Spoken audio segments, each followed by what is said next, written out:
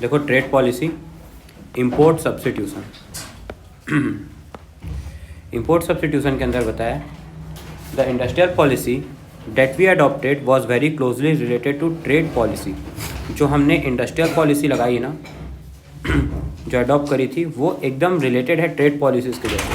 हम पढ़ क्या रहे हैं? Trade policy, import substitution. Import का क्या ढूंढ रहे हैं हम? सब्स्टिट्यूट। इंपोर्ट करने की जगह हम अपने ही कंट्री में उसका सब्स्टिट्यूट बनाएंगे और खुद की डिमांड को खुद पूरा करेंगे। मतलब चाइना बन गया। चाइना क्या करता है? यूट्यूब को नहीं आने देता, यूकू चलाता है, ठीक है। फेसबुक को नहीं आने देता, अपना ही एक फेसबुक वर्जन चलाता है। स्नैपचैट को नहीं आने देता, खुद का एक वीचैट चलाता है। व्हाट्सएप को नहीं आने देता, खुद का वीचैट चलाता है। वो कहीं भी कुछ भी चीज़ को अडॉप्ट नहीं करता, वो अपना ही खुद का चलाता है। वो खुद इस पॉलिसी पे सबसे ज़्यादा काम करता है, सब्स्टिट्यूशन।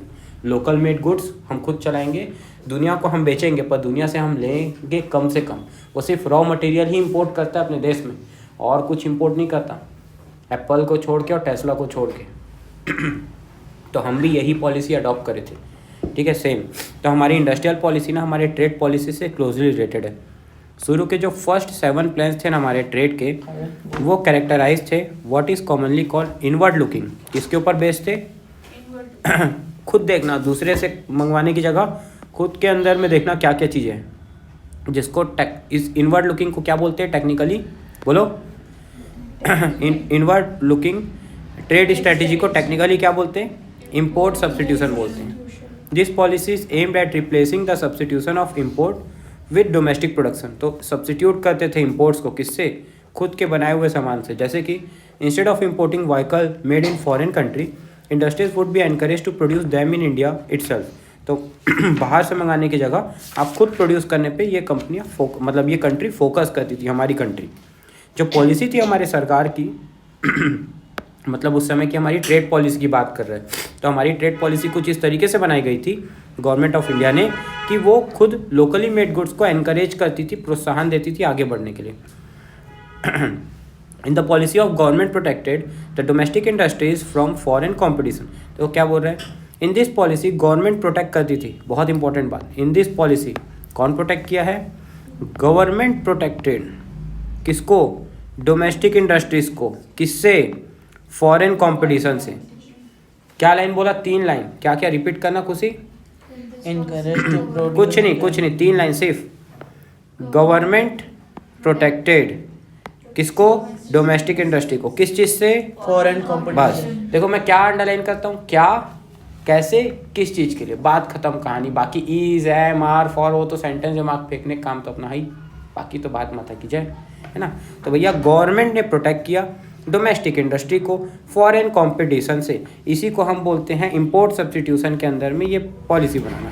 इसके लिए सरकार ने 2 प्रकार से प्रोटेक्शन दिया। तो देखो आगे बोला है protection from imports to in 2 forms. एक तो टैरिफ और दूसरा कोटा। क्या लगाया? टैरिफ और कोटा। टैरिफ मतलब होता है टैक्स, देखो लिख दिया, tariff are a tax. Tariff क्या है? टैक्स। मतलब उन्होंने क्या किया, इधर ध्यान से देखना, पढ़ने में आसानी होगी, समझना पहले। उन्होंने क्या किया, भारत से बाहर से जो भी सामान इंपोर्ट करेगा उस पर हम इंपोर्ट ड्यूटी लगा देंगे। क्या लगा देंगे? Import duty. उसको उस समय टैरिफ बोलते थे। चार्ज ना? हाँ, चार्ज लगा देंगे। जैसे कि अगर आप 100 का सामान मंगाते हो, मान लो परफ्यूम मंगाते हो 100 रुपये का, तो 100 रुपये पे हम 200 रुपये का टैक्स लगा देंगे। 100 + 200 300 रुपये का पड़ेगा भारत में आप लोगे तो। और दूसरा ये टैरिफ लगाना हो गया। और वही चीज़ अगर आप यहाँ का परफ्यूम ले लोगे तो वो 100 रुपये का 100 में ही मिलेगा। तो आप बताओ 300 वाला लेना पसंद करोगे या 100 वाला? वही चीज़ बाहर से मंगाओगे तो 300 मिलेगी, आपके देश में 100। तो ये किसको प्रोटेक्ट किया गवर्नमेंट ने ऐसा करके? पढ़ो इस लाइन को, government protected domestic industry from foreign competition. Protect किया ना with the help of tariff. किससे? टैरिफ लगा करके। दूसरा क्या लगाया? कोटा। कोटा मतलब होता है लिमिट। एक लिमिट बना दी कि 1 साल में 10 किलो से ज़्यादा ये वाला सामान नहीं आएगा। अब जिसको कम लगे वो 10,000 किलो कर ले, क्वांटिटी बढ़ा ले। समझाने के लिए बता रहा हूँ कि ज़्यादा से ज़्यादा अधिकतम कितना किलो आ सकता है? 10 किलो। या फिर 5 परफ्यूम मंगा सकते हो, उससे ज़्यादा नहीं मंगा सकते। कोटा लगा दिया। कोटास मतलब क्या होता है, लिमिट सेट करना। कोटा मतलब क्या होता है, लिमिट सेट करना। इन दो तरीकों से क्या किया था सरकार। आपसे पूछेगा कि किस तरीके से सरकार ने प्रोटेक्ट किया डोमेस्टिक क्या बोले डोमेस्टिक कंपनीज को इंपोर्ट सब्स्टिट्यूशन के अंदर में, तो आपको लिखना पड़ेगा with the help of Kota's and tariff, और उसको एक्सप्लेन करना पड़ेगा। अब देखो कोटा और टैरिफ खासकर टैरिफ लगाने से क्या होता था, इंपोर्टेड गुड्स एक्सपेंसिव हो जाते थे, जिससे डिस्करेज हो जाता था अपने यहाँ उनका यूज़ करना। महंगा थोड़ी लोगे, आज भारत सेंसिटिव कम हो गया है प्राइस के मैटर में। पहले तो प्राइस के मैटर में बहुत ज़्यादा सेंसिटिव था इंडिया का मार्केट। पहले सुनो पहले ये 1 लीटर तेल मिलता था ना, ये 100 रुपये का मिल रहा है मान लो, पहले के ज़माने में अच्छी बॉटल में पैक होके, और 1 लीटर तेल मिल रहा है 62 रुपीज़ का, बिना बॉटल के खुला वाला। जम भी जाता है वो तेल, थोड़ा मिलावट है, पाम ऑयल है। लोग इसको खरीदते थे, खुला तेल ले जाते थे, अपना बॉटल घर से लेके जाते थे, पानी वाला बॉटल, और उसमें भरवा के तेल भर के लाते थे। अच्छे अच्छे घर के लोग सोचो, तो बोलते थे तेल ही तो है, क्या दिक्कत है, क्योंकि उस समय घी ज़्यादा खाते थे तो तेल कम यूज़ होता था, तो ये वाला तेल यूज़ करते थे। जितना पुराने ज़माने में डालडा यूज़ करते थे, जबकि पता था कि वो वनस्पति घी है, मतलब पाम ऑयल्स के थ्रू बना हुआ घी है। फिर भी क्योंकि पहले के लोग क्या थे, प्राइस सेंसिटिव थे, तो सोचो ना अगर टैक्स लगा दिया, ज़्यादा लगा दिया, तो बिकेगा क्या मेरे देश में सामान? नहीं बिकेगा, वो अपने आप डिस्करेज हो जाता था उसका यूज़।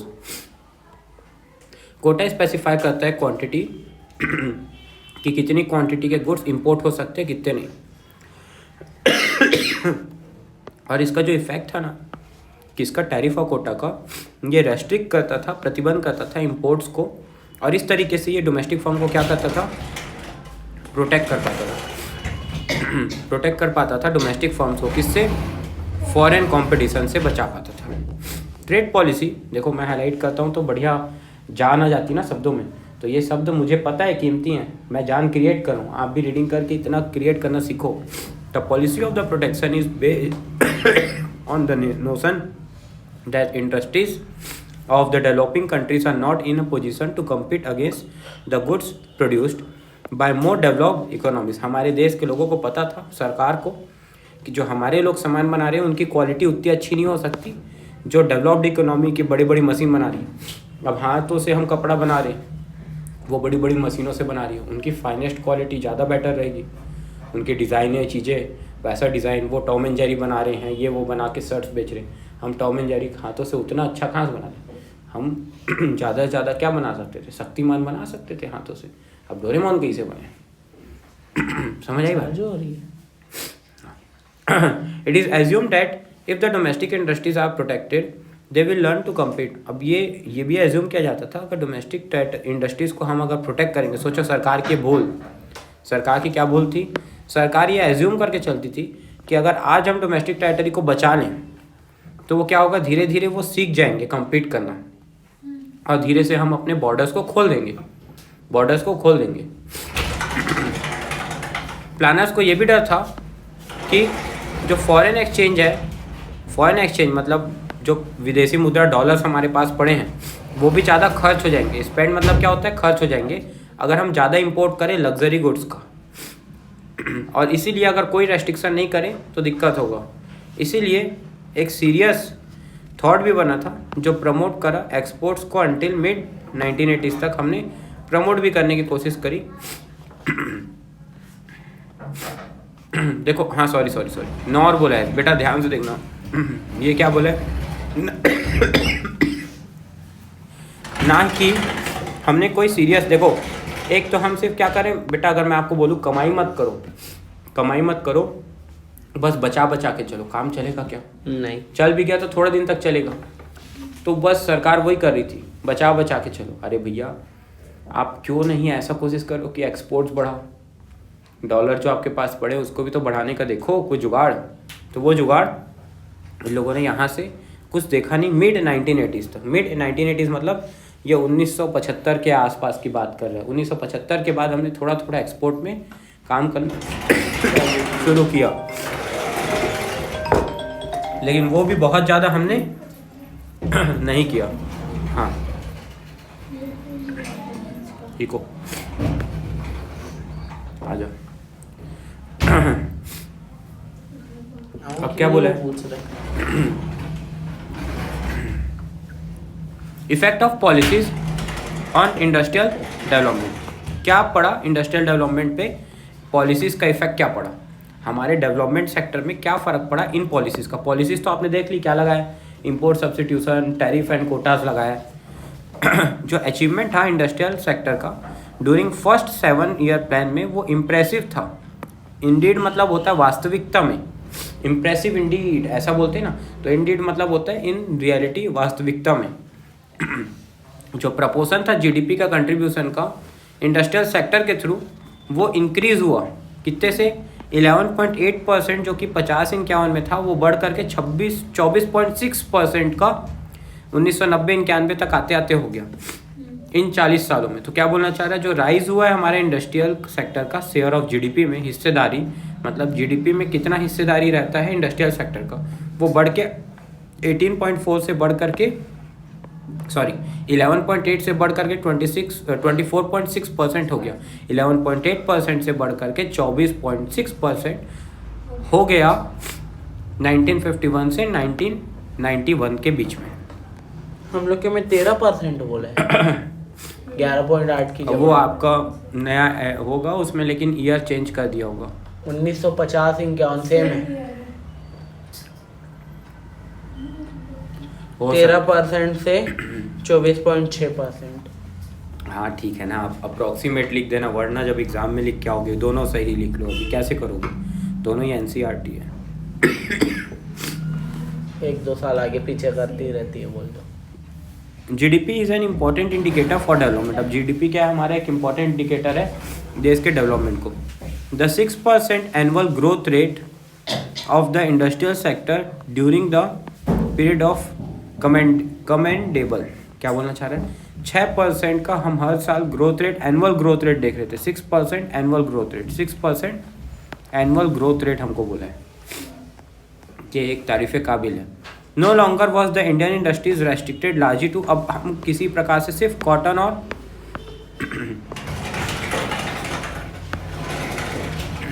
अब हम कॉटन और टेक्सटाइल्स और जूट के ऊपर ही बस कॉन्फाइंड नहीं थे, गिरे हुए नहीं थे, बल्कि हम एक अच्छा खासा डाइवर्सिफाइड सेक्टर बना चुके थे 1990 में। गेट खुले रहने, खुले रहने, कचर कचर कचर कचर। डाइवर्सिफाई कर चुके थे अपना प्रोडक्ट्स को 1990 तक। Due to the public sector the proportion of small scale industries gave opportunity to those people who did not have the capital to start a large firms to get into the business. तो क्या बोला गया है? Promotion भी किया गया छोटी industries का, उनको मौका दिया गया वहाँ के लोगों को जिनके पास कैपिटल नहीं था कि वो अपने लार्ज फर्म्स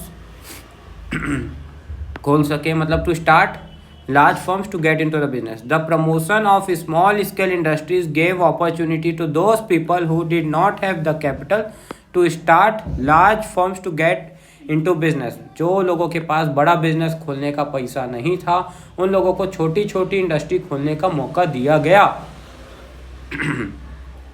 उनको प्रोटेक्ट किया गया फॉरेन कंपटीशन से, उनको एनेबल किया गया कि वो डेवलप करें इंडिजीनियस इंडस्ट्रीज़ को। मतलब इंडिजीनियस इंडस्ट्रीज़ मतलब हमारी हैंडीक्राफ्ट इंडस्ट्रीज़ जो थी और आर्टिस्टिक वर्क थे, पुरानी इंडस्ट्रीज़ को इंडिजीनियस, प्राचीन इंडस्ट्रीज़ को जो पहले से भारत का एक world wide name fame gain करके रखी थी, उन इंडस्ट्रीज़ को, छोटी स्केल वालों को। इन द एरिया ऑफ किसमें? Electronic and automobile. ये भैया ये बहुत इंपॉर्टेंट है, ये किसी बुक में ढंग से नहीं मिलेगा। एनसीईआरटी बाबा की जय हो।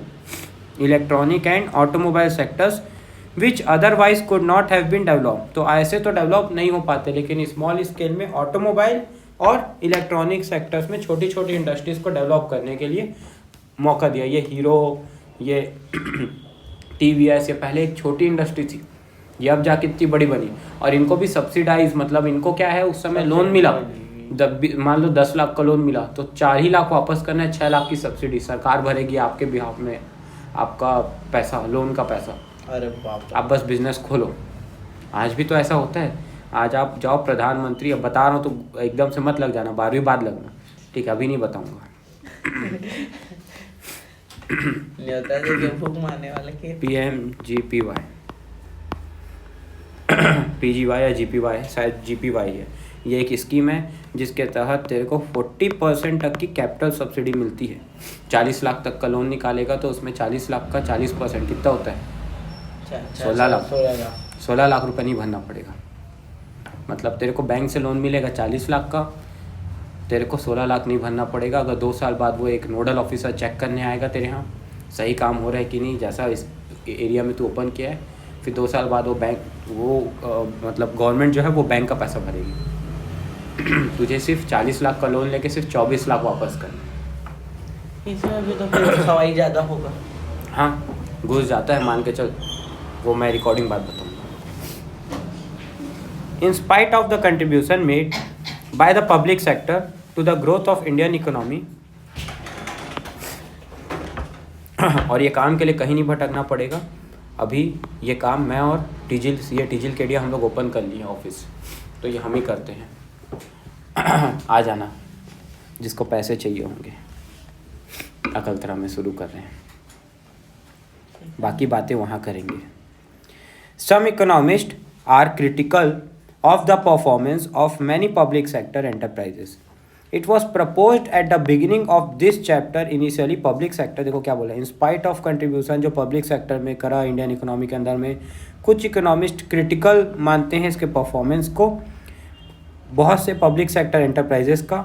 जैसे कि बिगिनिंग में इस चैप्टर के बताया गया था कि पब्लिक सेक्टर जो है उसको बहुत बड़े वे में रखा गया है। ये वाइडली हेल्ड करता है that state enterprises continue to produce certain goods and services often monopoly में चलाते हैं उनको, monopolising them, although this was no longer required, जरूरत नहीं थी। एग्जाम्पल है इसका provision of telecommunication services. Telecommunication services को तो 2001 में शायद प्राइवेटाइज किया गया, उसके पहले अधिकार ही नहीं था किसी प्राइवेट सेक्टर का टेलीकॉम में आने का। ऐसे ही कुछ है 1990 या 2001 है, शायद 1990 से, एक मिनट, 2001 नहीं, शायद 1990 से, एक बार देखते हैं। This industry continue to be reserve for public sector even after it was realize that private sector इनसे ज़्यादा बेटर परफॉर्म कर सकती है। Due to the absence of competition होने के चलते लेट 90s के दशक तक में भी लोगों को बहुत वेट करना पड़ता था एक टेलीफोन कनेक्शन लेने के लिए। और पहले एक तो ना आपको पुलिस में जा कर के अपना वेरिफिकेशन कराना पड़ता था कि हमारा किसी प्रकार का कोई घपलेबाजी नहीं है। एक एप्लीकेशन भर के देना पड़ता था, वो एप्लीकेशन में पुलिस साइन करता था, तो आप टेलीफोन ऑफिस जाते थे और वो आपको एक टेलीफोन का एप्लीकेशन लगाता था। 3 महीने बाद आता था वो और आपके घर में एक BSNL का लैंडलाइन कनेक्शन लगा के जाता था। और फिर आसपास के अड़ोसी पड़ोसी जितने भी लोग थे, जैसे मान लो किसी के घर में लग गया टेलीफोन, तो उसके अड़ोसी पड़ोसी सब उसके घर आएंगे टेलीफोन देखने के लिए। ऐसा होता था। Another instance could be establishment of modern bread, मतलब bread manufacturing form as the private, हाँ इसका 2001 था, as the private sector could not manufacture the bread in 2001 को ये प्राइवेट सेक्टर को बेचा गया। मतलब इसके पहले जो डबल रोटी बनती, ब्रेड्स बनते हैं, वो भी कौन बनाता था? सरकार ही बनाती थी 2001 में, मतलब अभी 23 साल पुरानी बात है। उसमें उसको प्राइवेट हैंड में दिया गया। पॉइंट ये है कि इतने 4 डिकेड्स में भी प्लांट डेवलपमेंट जो इंडिया के अंदर में लगी है उसने कोई डिस्टिंक्शन, मतलब डिफरेंस नहीं बना पाया कि क्या पब्लिक सेक्टर को बनाना चाहिए अकेले में और क्या प्राइवेट सेक्टर को बनाना चाहिए। ये कटाक्ष मार रहे हैं। For example now only public sector supplies national defence, लेकिन आजकल क्या हो गया, पब्लिक सेक्टर बस नहीं भैया, टाटा वाटा भी नेशनल डिफेंस अब देते हैं। Even though the private sector can manage the hotels well yet the government also run hotel. तो भैया जब प्राइवेट सेक्टर होटल अच्छा चला रहा है फिर भी सरकार चलाती है। This had let some scholar argue that the state could get out of this area, state को इन एरिया से निकल जाना चाहिए जहाँ पे प्राइवेट सेक्टर अच्छे से मैनेज कर रही है, ताकि गवर्नमेंट कोर कॉन्सेंट्रेट कर सके किस पे, अपने दिए हुए रिसोर्सेज को बचाए और इम्पोर्टेंट सर्विस बस में लगाए जहाँ पे प्राइवेट सेक्टर नहीं लगा पा रही है। और इसलिए प्राइवेटाइजेशन इम्पॉर्टेंट है। Many public sector firms incurred huge losses, बहुत से पब्लिक सेक्टर फर्म जैसे BSNL की हालत आप देखो, लॉस में भी चल रहा है। कोई दूसरी कंपनी होती, प्राइवेट कंपनी होती तो चलती क्या, अरे हजारों करोड़ के लॉस में है, बाकी सब तो बंद हो गए। जियो के आने पे सब बंद हो गए। अरे BSNL तो लॉस में था तब भी चला। फिर भी उसको continued to function because of अभी डिफिकल्ट बढ़ी to close a government undertaking. Government undertaking को क्लोज करना बहुत डिफिकल्ट होता है। Even it is drain of nation limited wealth. तो अगर लिमिटेड वेल्थ का ड्रेन मतलब डूब भी रहा है पैसा तो भी, क्योंकि लोगों की रोजगार जुड़ी हुई है। This does not mean that private firms are always profitable. इसका मतलब ये बिल्कुल भी नहीं कह रहा कि प्राइवेट फर्म प्रॉफिटेबल ही होते हैं, लेकिन ये बता रहा है quite few of the public भी सेक्टर भी जो हैं वो भी पहले प्राइवेट सेक्टर ही थे लेकिन लॉसेस में बंद हो गए। They were nationalise to protect the job of the worker. कुछ प्राइवेट सेक्टर्स जो थे जो पहले लॉस में थे वो बंद हो रहे थे, तो सरकार ने उसको ले लिया और पब्लिक सेक्टर बना लिया ताकि वो प्रोटेक्ट कर सके जॉब्स को वर्कर की। However loss making private firm will not waste resources. Loss making private firm कभी अपने पैसे को बर्बाद नहीं होने देगा। इसीलिए इनको ऑब्टेन करना पड़ता था एक लाइसेंस कि वो बिजनेस को स्टार्ट करें इंडस्ट्री को, ताकि मिसयूज। लेकिन इसका भी क्या किया गया, एक हमने पढ़ा था ना परमिट लाइसेंस राज लेना पड़ता था इंडस्ट्री को खोलने के लिए। इसका भी क्या किया गया, मिसयूज किया गया। कैसे, जो बड़े इंडस्ट्रियलिस्ट हैं ना, बिग इंडस्ट्रियलिस्ट, उनको लाइसेंस मिलता था स्टार्ट करने के लिए न्यू फॉर्म, लेकिन ये क्या करते थे, लाइसेंस नहीं लेने देते थे। जैसे मैं मान लो बड़ा बिजनेसमैन हूँ, मेरी एजेंसी चलती है दैनिक भास्कर की। मैं बोला कि भैया विशेष जैन जो है वो पत्रकारिता का अब लेने आ रहे हैं, नया अपना एक नया चलाएगा। तो मैं क्या किया, सरकार को बोला ये सरकार 50 लाख रुपया पकड़ो, उसको लाइसेंस नहीं मिलना चाहिए, नहीं मिलना चाहिए उसको लाइसेंस। इसके लिए तुम 50 लाख पकड़ो, अब शांति से बैठो, उसको लाइसेंस नहीं दे देना। तो इसका बड़े प्लेयर्स जो है वो कंपटीशन को प्रिवेंट करने के लिए मिसयूज करते थे।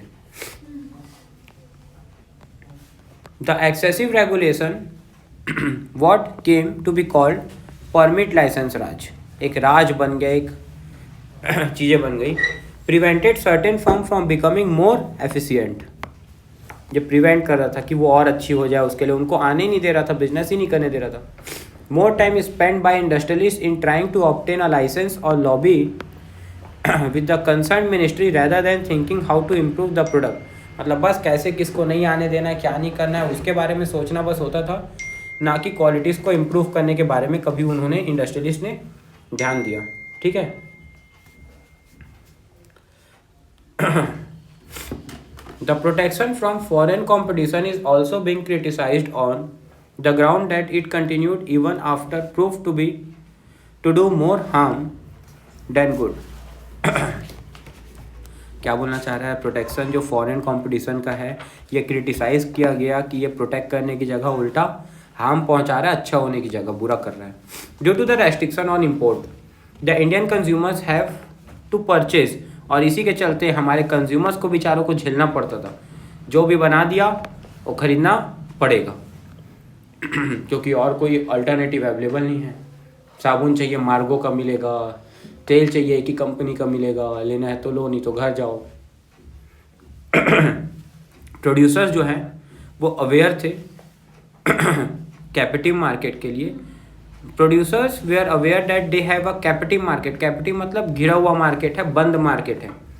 सो they had no incentives to improve the quality of their goods. उनके पास कोई ऑप्शन नहीं था।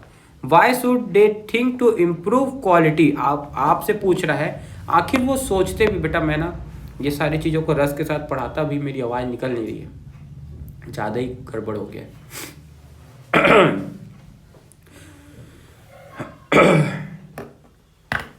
एक मिनट कोशिश करते हैं।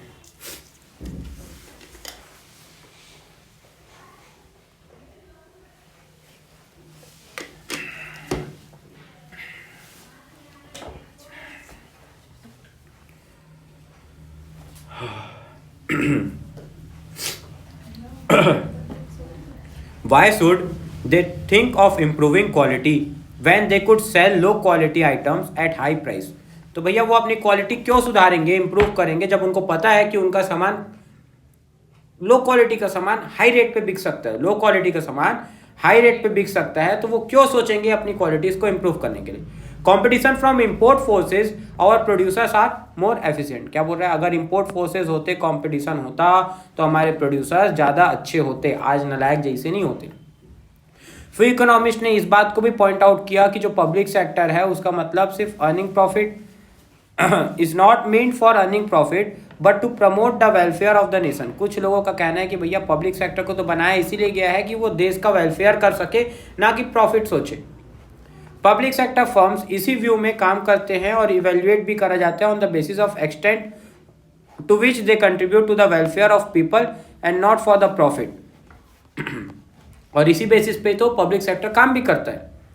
Regarding protection some economist hold करते हैं कि we should protect our producers from foreign competition, जितना हम कर सकें, क्योंकि रिच नेशन कंटिन्यू करते हैं टू डू सो। कैसे? तो owing to this conflicts economist call a change for our policy. और इन्हीं पॉलिसीज को देखते हुए इकोनॉमिस्ट ने बोला कि हमको अब अपनी पॉलिसीज में क्या करना पड़ेगा, परिवर्तन लाना पड़ेगा, चेंज करना पड़ेगा। This along with other problems lead to the government to introduce new economic policy 1991। आपसे पूछेगा, सबसे मोस्ट इंपॉर्टेंट क्वेश्चन तो यहीं से बनेगा, आपसे पूछेगा आखिर हमको क्यों गवर्नमेंट को इंट्रोड्यूस करना पड़ा न्यू इकोनॉमिक पॉलिसी 1991 का। बताओ बताओ बताओ बताओ बताओ। पब्लिक सेक्टर कैपेबल नहीं था, हमारा कोटा टैरिफ लगा हुआ था, हमारी एक कैपिटिव मार्केट था जिसके चलते लिमिटेड सामान बनता था, प्रोड्यूसर्स कंज्यूमर्स को ज़्यादा पैसे दे के भी लो क्वालिटी के आइटम मिलते थे। इन सारी चीज़ों को देखते हुए और हमारे प्रोड्यूसर्स भी परमिट लाइसेंस राज का मिसयूज करते थे। कितनी बातें बताया खुशी, रिपीट कर तो ध्यान। Underline is not the solution of exam, whatever I am saying that is more important। Permit licence raj का मिसयूज करना, सुन ले, अब फिर से तेरे लिए बोल रहा हूँ, सिर्फ तेरे लिए। परमिट लाइसेंस राज का मिसयूज करना, दूसरा कैपिटिव मार्केट के बाउंडेड होने से कंज्यूमर्स का लो क्वालिटी का सामान मिलना हाई प्राइसेस पे, consumers are forced to buy it due to lack of competition. हमारे जो प्रोड्यूसर्स थे वो परमिट लाइसेंस राज का न्यू एफिशिएंट प्रोड्यूसर्स को नहीं आने देने में इस्तेमाल करते थे। और क्या पढ़े हमने? 2.1 कैपिटिव मार्केट, कैपिटिव मार्केट बोल दिया। हाँ, नो इंसेंटिव, कि हमारे प्रोड्यूसर्स को भी कोई इंसेंटिव नहीं था। क्यों? क्योंकि जब उनको पता है कि सब सामान सस्ते में बिक रहा है तो मिस यूज कर रहे थे। और इसके अलावा पब्लिक सेक्टर भी लॉस में चल रहा था, फिर भी चलाए पड़े थे, ड्रेन हो रहा था इंडियन वेल्थ का, इन सारी चीज। और प्राइवेट सेक्टर को हम दे नहीं रहे थे क्योंकि हमारी पॉलिसी ऐसी थी, इंडस्ट्रियल पॉलिसी रिजोल्यूशन 1956 की। तो हमको एक जरूरत दिखी है हमारे पॉलिसी मेकर्स को कि भैया अब इतने सारे कारण होने के चलते, 4-5 कारण होने के चलते हमको अब इंट्रोड्यूस करना पड़ेगा क्या, न्यू इकोनॉमिक पॉलिसी 1991। और ये चैप्टर यहीं पे एंड होता है, कंक्लूजन सुन लो। चलो तो कौन रीड करेगा? मैं करता हूँ। Conclusion: The progress of the Indian economy during the first 7 plans was impressive indeed. तू पढ़ते जा, तू पढ़ते। Our industries became far more diversified compared to the situation at independence. India became self-sufficient in food production thanks to the Green Revolution. Land reforms resulted in abolition of the hated zamindari system. In industrial sector, many economists प्यारे प्यारे words लिख रहा है। एक minute रुक जा। कितने प्यारे प्यारे वर्ड्स लिख रहे, देखो क्या लिखा है इसने, thanks to the green revolution. फिर आगे क्या बोल रहा है, जैसे देखना, जैसे अपन जब ये इंडिपेंडेंस डे में कभी कुछ स्पीच पढ़ते हैं तो वैसे ही स्पीच लिख रहा है। देखो क्या बोल रहा है, The progress of Indian economy during the first 7 plans were impressive indeed. Our industries became far more diversified as compared to the situation at independence. Independence के comparison में आज हम बहुत diversify हो चुके हैं। फिर क्या बोल रहे हैं, फिर हम बोल रहे हैं India became self-sufficient in food production thanks to the green revolution. Thanks to the green revolution. Land reform resulted in abolition of hated zamindari system. However, many economists became dissatisfied with the performance of many public sectors enterprises. Excessive government regulation prevented the growth of entrepreneurship. Prevented the growth, बढ़ने नहीं दिया, रोका उनको growth को। India in the name of self reliance, किन नामों पे रोका, आत्मनिर्भर होने के नाम से, the producers were protected against foreign competition, ऐसा करने से भी कुछ नहीं हुआ, वही आगे लिखा है। And this did not give them the incentive to, और ये चीज उनको इंसेंटिव नहीं दिया इंप्रूव करने के लिए qualities of goods that what they produced. Our policies were inward, most important word, हमारी पॉलिसीज कैसी थी? इनवर्ड ओरिएंटेड, खुद से अंदर से ही देख लेना चीजों को।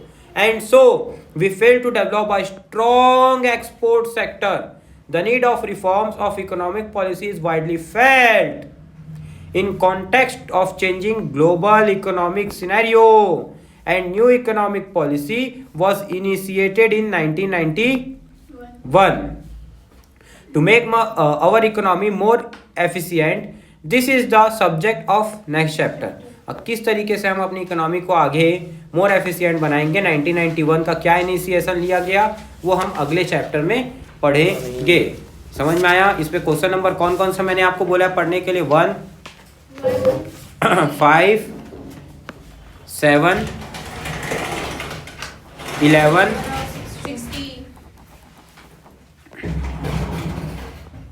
16।